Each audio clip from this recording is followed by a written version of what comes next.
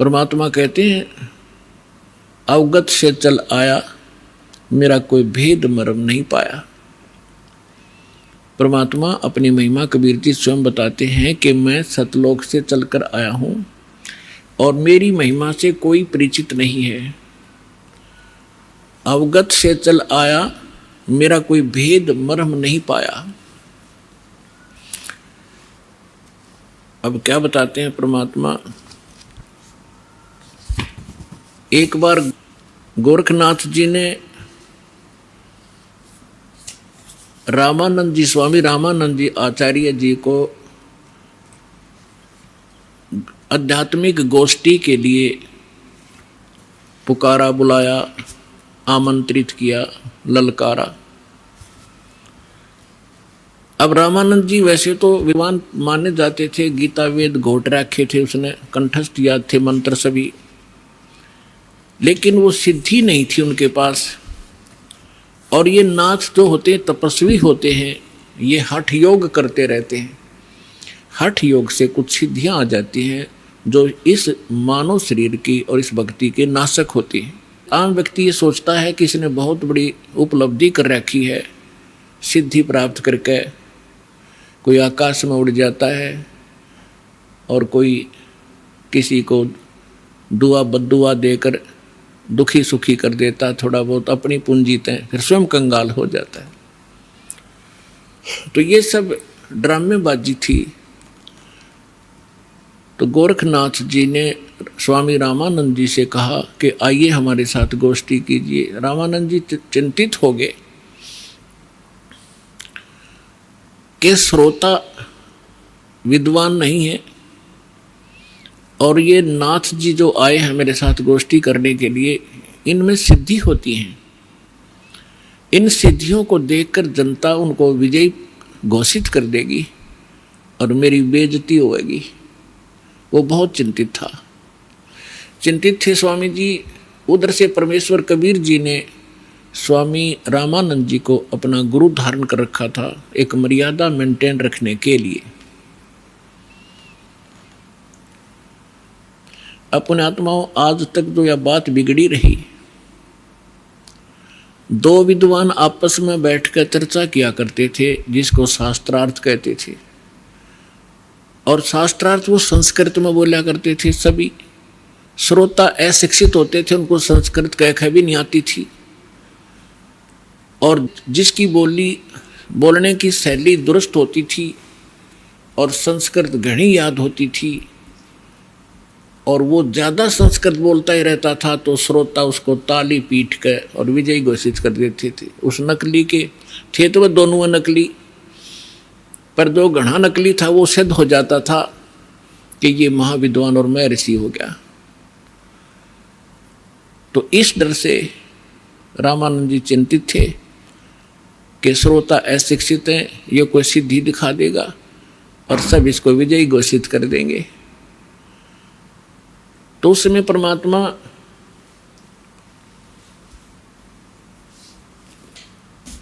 कबीर जी जब अपने गुरुदेव के आश्रम में पहुंचे,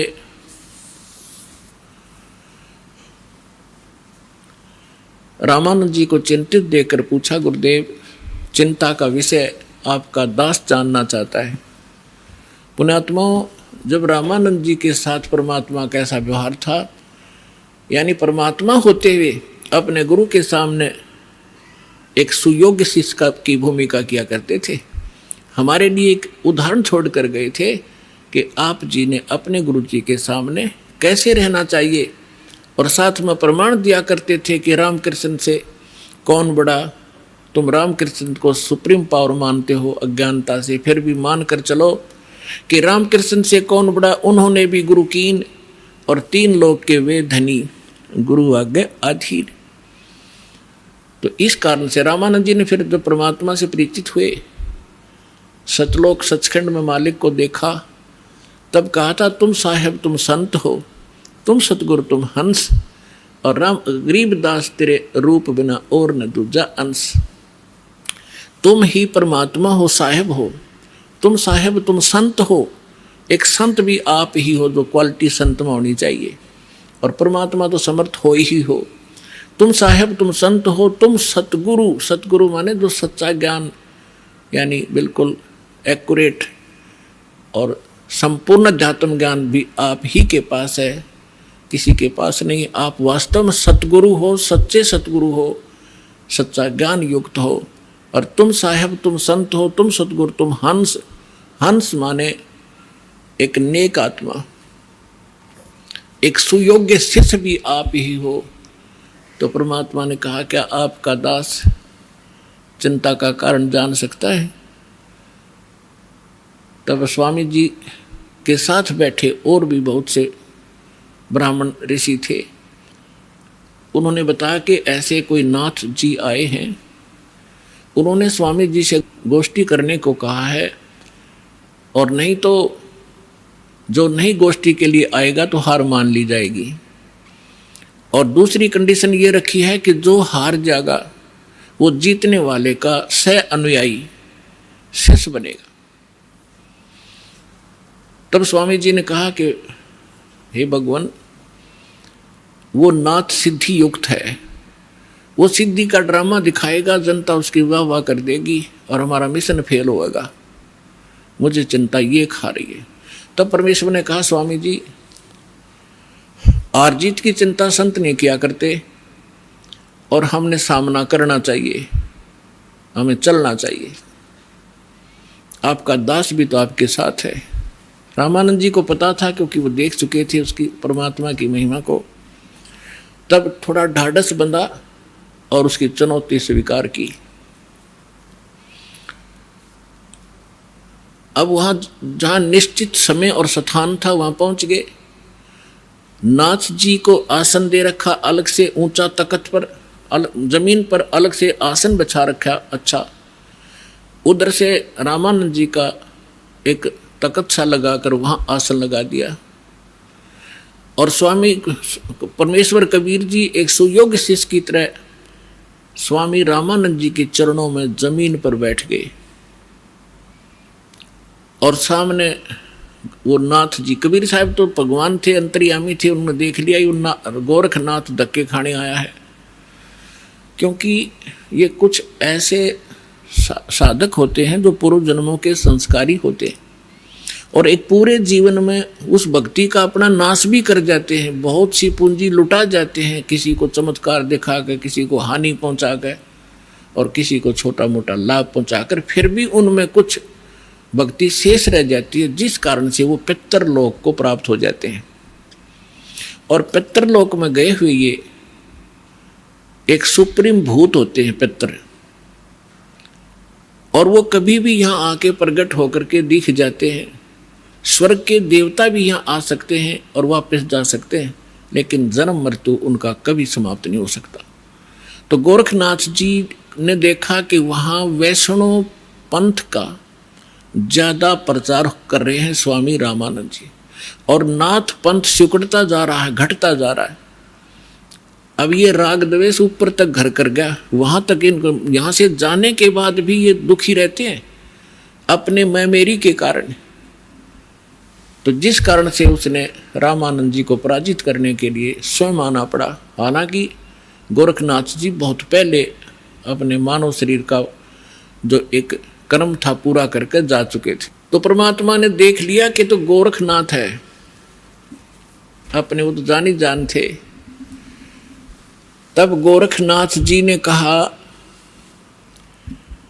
कि आइए रामानंद जी मेरे साथ गोष्ठी कीजिए। तब परमात्मा एक बालक थे छोटे से 10-12 वर्ष की आयु के लीला कर रहे थे। उस समय जब गोरखनाथ जी गोष्ठी करने के लिए आए थे, तब परमात्मा खड़े हुए कबीर जी और कहा कि नाथ जी पहले मेरे से गोष्ठी कीजिए और बाद में मेरे सतगुरु से बात कीजिए। मेरे से निमट ले पहले, फिर करना गुरु जी से बात करना। अब गोरखनाथ जी इस बात से बड़ा दुखी हुआ कि अरे कबीर, तू छोटा सा बालक, तेरी आयु क्या है और तू गोष्ठी करेगा मेरे साथ? पता है मैं कौन हूँ? कबीर साहब ने बता दिया कि मुझे मालूम आप कौन हो, आप गोरखनाथ हैं। इस बात से उसको बड़ा झटका लगा कि छोटे से बालक ने मुझे पहचान लिया। फिर गोरखनाथ जी ने कहा कि आपकी आयु क्या है? परमात्मा बोले कि सबसे बड़ा मूर्ख वो है जो मेरी आयु मुझे बालक बता रहा है। गोरखनाथ जी सुन रहे थे, अंदर से दुखी भी खूब हो रहे थे कि ये मुझे मूर्ख भी बताने की चेष्टा कर रहा है। तो क्या बताते हैं?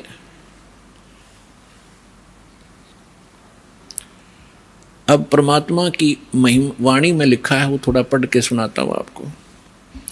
योगी गोरखनाथ प्रतापी, तासों तेज पृथ्वी कापी। काशी नगर में 100 पग धरही, रामानंद से चर्चा करही। चर्चा में गोरख जय पावे, कंठी तोड़े तिलक छुड़वावे। सत्य कबीर शीश जो भयऊ, ये वृंतांत सो सुन लेऊ। गोरखनाथ के डर के मारे, बैरागी नहीं भेख संवारे। तब कबीर आज्ञा अनुसारा, वैष्णो सकल रूप संवारा। सो सुध गोरखनाथ जो पायो, काशी नगर शीघ्र चल आयो। रामानंद को खबर पठाई, चर्चा करो मेरे संग आई। रामानंद की पहली पौड़ी, सत कबीर बैठे तिस ठोरी। तब कबीर आज्ञा अनुसारा, वैष्णो सकल रूप संवारा। कहे कबीर सुनो गोरखनाथा, चर्चा करो हमारे साथा। प्रथम चर्चा करो संग मेरे, पीछे मेरे गुरु को टेरे। बालक रूप कबीर निहारी, तब गोरखनाथ ऐसे वचन उचारी। परमात्मा को बालक रूप में देखकर फिर गोरखनाथ जी ने ये वचन बोले। कब के बहे बैरागी कबीर जी, कब के बहे बैरागी। के तू छोटा सा बालक और कब से तू बैरागी बन गया? क्योंकि ये वैष्णव परंपरा के जो या नाथ परंपरा के हैं, वैष्णव परंपरा के हैं, या कोई भी एक ग्रुप है इन साधु संतों का, ये अपनी एक पहचान अलग बनाते हैं। जैसे नाथ कई तो कान पड़वा लेते हैं, उनको कनपाड़े नाथ कहते हैं। कई जैसे वैष्णव है वो एक कंठी रखते हैं, एक तुलसी के मनिए की, एक तुलसी के लकड़ी का मन का, और एक धागे में बांध कर लटका कर रखें, जिससे वैष्णव परंपरा से दीक्षित होने की वो प्रतीक होता है। और एक लंबा सा तिलक लगाते हैं, टिक्की लगाते हैं। और जैसे साधु संत एक हाथ में फावड़ी रखते थे, ऐसे बैठकर साधना करते हैं उसके हठ योग के लिए। नीचे टी टाइप की एक लकड़ी का डंडा सा होता है, अंग्रेजी के अक्षर टी टाइप। तो परमात्मा रामानंद जी के शिष्य थे। उस दिन जानबूझकर एक साधु संत का रूप बनाकर, जैसे वैष्णव संत साधु भक्त होते हैं, कंठी गले में तिलक पूरा लगा रखा और टोपी पहन रखी और कंठी माला सुमरनी और वो सारा कुछ ले रखे, फावड़ी सी। अब परमात्मा बोले मेरी उम्र बताऊं क्या है? राम ये नाथ जो होते हैं भगवान शंकर के पुजारी होते हैं। तो क्या बताते हैं कबीर जी? नाथ जी हम जब के बहे बैरागी, मेरी आद अंत सुध लागी। धू धू कार आद का मेला, नहीं गुरु कोई नहीं था चेला। जब का तो हम योग उपास्या, तब का फिरूं अकेला। धरती नहीं जद की टोपी दीनी, और ब्रह्मा नहीं जद का टीका। और शिव शंकर से योगी ना थे, तब का जोड़ी सिक्का। द्वापर की हम करी फावड़ी, त्रेता का हम झंडा। सतयुग मेरी फिरी दुहाई, मैं कलयुग फिरूं नौखंडा। गुरु के वचन साध की संगत, अदर अमर गर पाया। कह कबीर सुनो हो गोरख, हम सबको तत्व लखाया। अब गोरखनाथ जी ने जब ये सुना तेरा शंकर भी ना था तब का मैं हूं, मेरी इस शरीर को देखकर आप मेरी आयु का एस्टिमेट नहीं लगा सकते। तो परमात्मा क्या बताते हैं, जो बूझे सो बावरा, भाई क्या है उम्र हमारी, असंख्य युग पर ले गए हम तब के ब्रह्मचारी, कोटि निरंजन हो गए ये परलोक सिधारी, हम तो सदा महबूब हैं स्वयं ब्रह्मचारी, अरबों तो ब्रह्मा गए तेरे 49 करोड़ कन्हैया, और 7 कोट तेरे शंभू मर गए मेरी एक नहीं पलैया। हाय हाय। अब क्या बता रहे हैं परमात्मा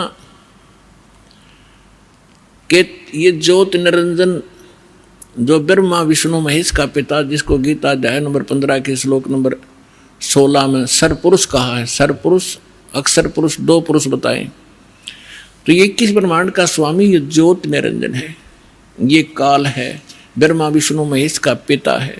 तो परमात्मा कहते हैं करोड़ों तो ये निरंजन मर गए, इसके भी करोड़ों जन्म हो लिए, और फिर कहते हैं अरबों तो ब्रह्मा गए और 49 करोड़ कन्हैया और 7 करोड़ तेरे शिव शंकर मर गए मेरी एक नहीं पलैया। अपने आत्मा में इस एक एक शब्द परमात्मा का बहुत गूढ़ रहस्य रखता है। जैसे ब्रह्मा जी की 100 वर्ष की आयु है, उसकी आयु कैसे बनती है, 100 वर्ष कैसे बनते हैं, जैसे सतयुग त्रेता द्वापर कलयुग 4 युग का एक चतुर्युग होता है, इसमें 43,20,000 कुल वर्ष होते हैं अपने मनुष्यों के वर्ष, और ऐसे ऐसे 1000 चतुर्युग का ब्रह्मा जी का दिन, इतनी ही रात्रि, फिर 30 दिन रात का 1 महीना और 12 महीने का वर्ष ऐसे बने हुए, और फिर 100 वर्ष की आयु ब्रह्मा जी की। ब्रह्मा जी की से 7 गुना विष्णु जी की आयु अधिक है, और विष्णु जी से 7 गुना शंकर भगवान की। तो यहां परमात्मा क्या बता रहे हैं, अरबों तो ब्रह्मा गए 49 करोड़ कन्हैया तेरे विष्णु जी, और 7 करोड़ तेरे शंभू मर गए मेरी एक नहीं पलैया, मेरे जीवन की एक पल भी नहीं घटी। अर्थात परमात्मा अविनाशी हैं, और ये बता रहे हैं कि तेरे ब्रह्मा विष्णु महेश भी नाशवान है। इस बात नाथ जी दुखी हो गए कि ये हमारे भगवानों को अजरो अमर हैं, ये तो इनको नाशवान बता रहे हैं। तो परमात्मा कहते हैं एक ना भूला 2 ना भूली, भूली सब संसारी, सबका बोल पट दिया मेरे साथ 2 भाई, मैंने सब जग भूला पाया। इसी भूल में ब्रह्मा भूला जिन ये वेद सरसाया, और वेद पढ़ के पंडित भूले मर्म भेद नहीं पाया।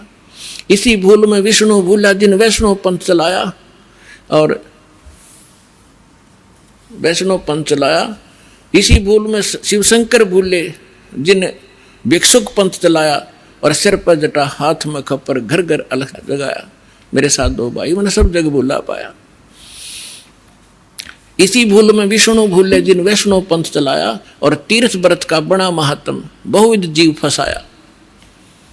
तो यहां गोरखनाथ जी को परमात्मा बता रहे हैं कि अरबों तो ब्रह्मा गए ये 49 करोड़ कन्हैया, 7 करोड़ तेरे शंभू मर गए मेरी एक नहीं पलैया। कोटिन नारद हो गए ये मोहम्मद से चारी, देवताओं की गिनती नहीं क्या सृष्टि बिचारी। नहीं बूढ़ा, कहते ना मैं बूढ़ा ना बालक, और ना कोई बाट भिखारी, ना बूढ़ा ना ही बालक ना कोई बाट भिखारी। कह कबीर सुनो हो गोरख ये सुन ले उम्र हमारी। मैं ना बालक हूँ, ना मैं वृद्ध हूँ, ना कोई बाट भिखारी हूँ, और ये मेरी महिमा तेरे को मैंने बता दी, मैं ये हूँ। अब गोरखनाथ जी को बड़ा दुख हुआ, इज्जत का नाश हो गया कि छोटा सा बालक और इतना बड़बड़ बोल रहा है। इनके पास एक हल्दी की गांठ थी, उसके पास सिद्धि की। गोरखनाथ जी ने अपने आसन के साथ में त्रिशूल गाड़ रखा था, एक ऊपर 3 एरो से होते हैं और नीचे से वो एक पाइप सी, नीचे फिर एक नुकीला सा सिरा होता, उसको जमीन में गाड़ के आसन के साथ रखा हुआ था। 6-7 फुट ऊंचा त्रिशूल। गोरखनाथ जी ने कहा कि यदि तू मेरे साथ वार्ता करना चाहता है कबीर जी, तो आइए मेरे समान आसन में आ जाइए। नाथ जी वहां से उठे जमीन से, ऐसे आसन पद्म लगाकर बैठे थे। आसन पद्म लगाए लगाए ऊपर उठ गए और त्रिशूल के ऊपर जाकर विराजमान हो गए। हाँ, ये देखिएगा, ये त्रिशूल पर बैठे हैं।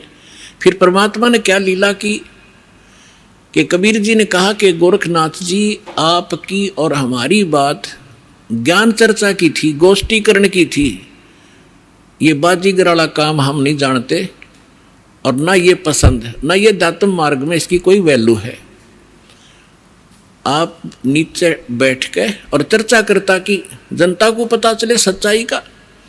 तो गोरखनाथ जी कहते हैं तुम्हारे पास कोई है तो आइए मेरे समान बैठकर चर्चा कीजिए, नहीं तो हार स्वीकार कर लीजिए। अब उनके पास तो एक दाव था यो। तो परमात्मा बोले अच्छा ठीक है। कबीर साहब बचपन से ही जुलाहे का काम करने लगे थे और जेब में एक चरखे के ऊपर ये माताएं काटा करती थी, एक रील बन जाया करती इतनी मोटी कच्चे धागे की, 100-150 फुट लंबा तार होता था उसका। उसी से सूत कपड़ा बनाया करते थे भगवान। वह कुकड़ी बोल रहे, हमारे देसी हरियाणा के अंदर कुकड़ी बोल रहे हैं, उसने कच्चे धागे वाली कुकड़ी। वह कुकड़ी निकाली जेब मत, वह रील धागे की, और एक सिरा पकड़ दिया और उसको ऐसे छटक दिया परमात्मा ने। वो धागा सीधा खड़ा होगा, स्ट्रेट परपेंडिकुलर, 150 फुट उसका अंतिम सिरा आकाश में, 150 फुट पर।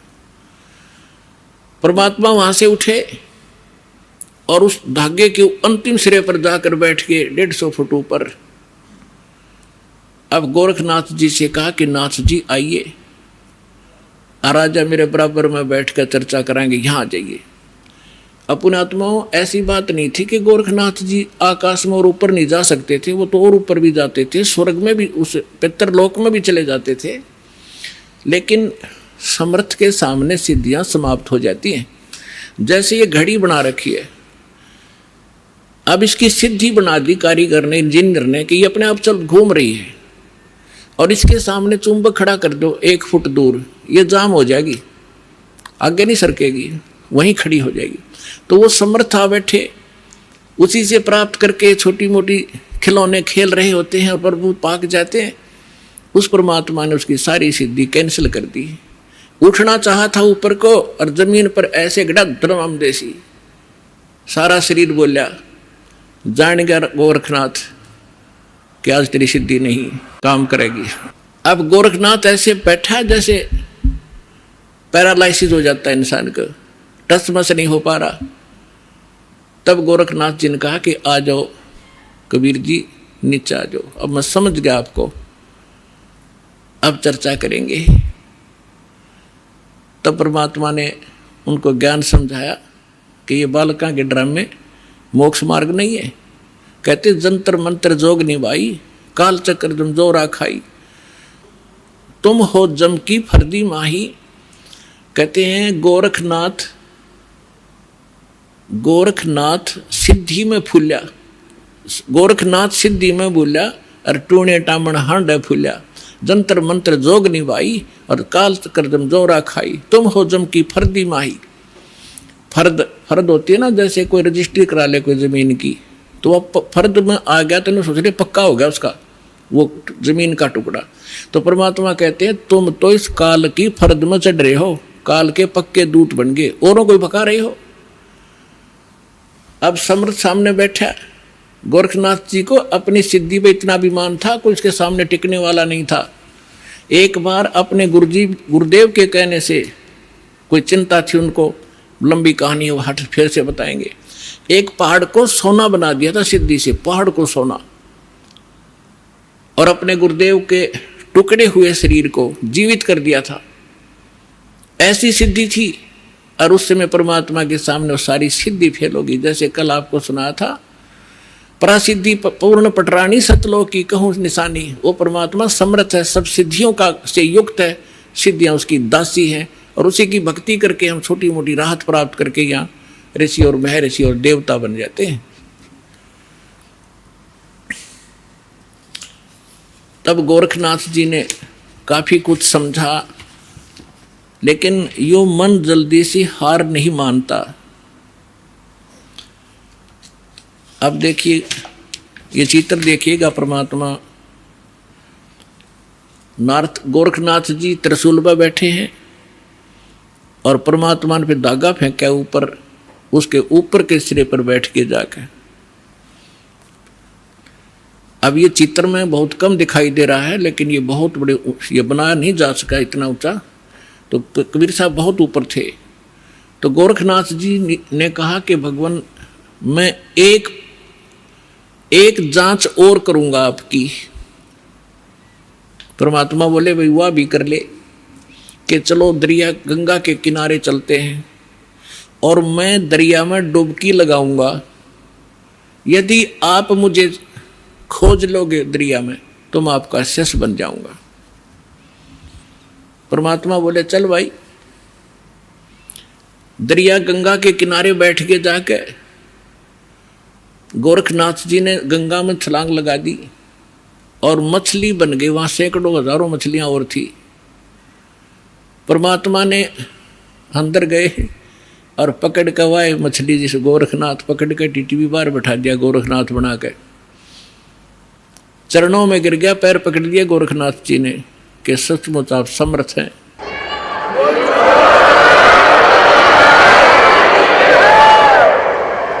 तब गोरखनाथ जी ने कहा, हे परमात्मा, आप कौन हो? आपने मेरी सारी फड़क निकाल दी और मैं अपने कर्म बिगाड़ रहा था, आपने मुझे बचा लिया। पुण्यात्माओं, ये मन है ना, ये काल का दूत है। आत्मा परमात्मा का अंश है। जब परमात्मा वहाँ खड़े थे, मन भाग गया, आत्मा रोए थी गोरखनाथ की। तो परमात्मा के तो सभी बच्चे हैं, ब्रह्मा विष्णु महेश भी उसी के बालक हैं। राम कृष्ण सतगुरु सहजादे, भक्ति है तीनों हुए प्यादे। अब वो भी भक्ति के लिए यहाँ तक आए थे बेचारे, या गलत साधना करके देवता बन गए, वहाँ प्रभु पा के गए। अब सुना नहीं किसी की। अब उनको परमात्मा मिले थे, उनको एक बार तो उन्होंने स्वीकार किया, क्योंकि आत्मा तो सबकी भगवान के लिए तरफ रही है। लेकिन ये मन काल का दूत फिर प्रेरित कर दिया, परमात्मा से दूर कर दिया उनको। कबीर साहब कहते हैं, श्वेत भूमि का हम गए जहाँ विष्णु विशंबर दास और हरियम हीरा नाम देकर चेला की न्यादास। हम बैरागी ब्रह्मपद सन्यासी महादेव और सोहम मंत्र दिया शिव जी को करे हमारी सेव। ऐसे ब्रह्मा जी के पास गए थे, उनको ओम मंत्र दे करके प्रथम मंत्र, क्योंकि पहला मंत्र इसलिए दिया जाता है उसकी श्रद्धा कितनी बनेगी फिर आगे बढ़ा जाता है। तो फिर पहले तो उनकी तीनों की बहुत अच्छी श्रद्धा बनी, फिर बाद में इस मन ने वो प्रेरित कर दिए कि ये वैसे ही अटपट कर रहा है, कोई ज्ञान नहीं जतता इसका। ऐसे ही गोरखनाथ जी ने तब तो सारी बात मान ली। परमात्मा ने सारी कथा सुनाई, बड़ा ज्ञान सुनाया, और फिर गोरखनाथ जी उसी ज्ञान से स्वयं वक्ता बन गए। इस ज्ञान के अंदर इतनी कसक है, परमात्मा का एक अलग सा ज्ञान है। तो आम व्यक्ति भी कहीं बताने लग जाता है तो सैकड़ों व्यक्ति उसे भी प्रभावित हो जाते हैं और उसकी वाह वाह शुरू हो जाती है।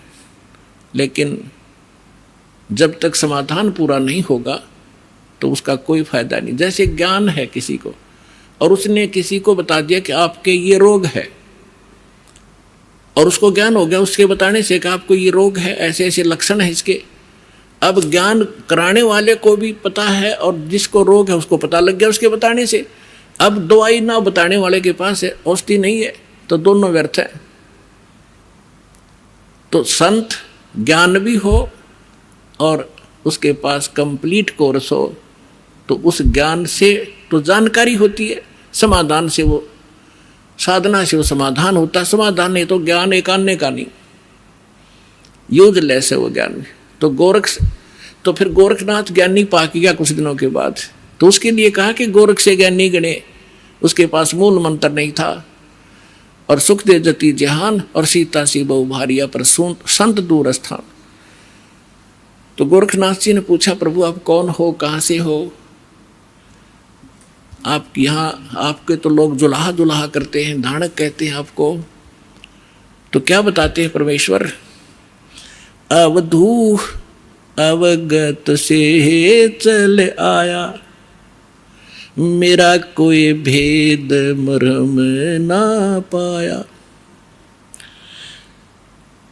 मात पिता मेरे कछु नाही, ना मेरे घर दासी, जुल्हाए का सुत आण कहाया, जगत करे मेरी हासी।